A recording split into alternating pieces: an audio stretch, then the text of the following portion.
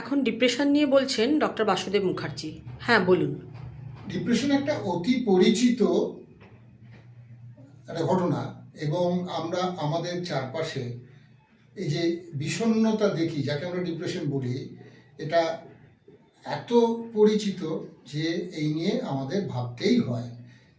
যদি আমরা মন বা মস্তিষ্কের জায়গা থেকে দেখি তাহলে দেখব যে এটি একটি ত্রিমাত্রিক সমস্যা, অর্থাৎ মন বা মস্তিষ্কের একেবারে ওপরের যে অংশটা, যেটাকে আমরা প্রিফ্রন্টাল কর্টেক্স বলি, গুরু মস্তিষ্কের, সেই প্রিফ্রন্টাল কর্টেক্সের একটা ডিস্টরশন বা একটা বিকৃতি এই ডিপ্রেশন বা বিষণ্ণতার ক্ষেত্রে হয়ে থাকে।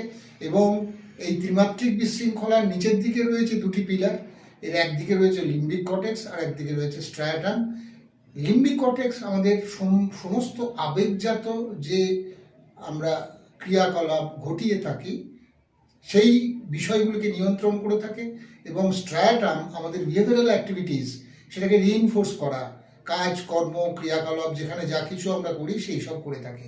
আমরা দেখেছি ডিপ্রেশনের ক্ষেত্রে এই ত্রিমাত্রিক বিশৃঙ্খলার এমন একটা অবস্থা তৈরি হয় যার ফলে সব সময়ের জন্য একেবারে উপরের দিকে যে গুরু মস্তিষ্কে, যে প্রিফ্রন্টাল কর্টেক্সে পরিচালনাধীন যে ব্যবস্থাটি রয়েছে, যেটাকে আমরা কগনিটিভ পার্ট বলি, যে পার্টের মধ্যে থেকে আমরা আমাদের সমস্ত কাজকর্ম নিয়ন্ত্রণ করে থাকি, আমাদের সুকুমার বৃত্তিগুলোকে আমরা পরিচালিত করে থাকি, সেগুলি সব যেন কোনোভাবে একটা স্থির অবস্থার মধ্যে চলে যায়।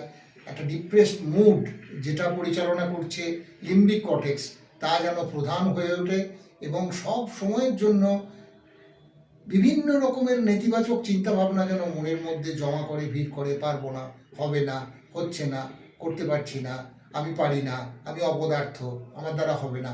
এবং এই যে একটা না এবং করতে না পারার, ইচ্ছে না করার যে একটা অবস্থা, যেটাকে আমরা প্রোফাউন্ড ডিপ্রেসড মুড বলি, সেটাই প্রধান হয়ে দাঁড়ায়, যার ফলে কোনো কাজকর্ম, কোনো ক্রিয়াকলাপ, কোনো বিহেভিয়ারাল অ্যাক্টিভিটিস স্ট্রাটাম সক্রিয় উদ্যোগে করে ফেলতে পারে না।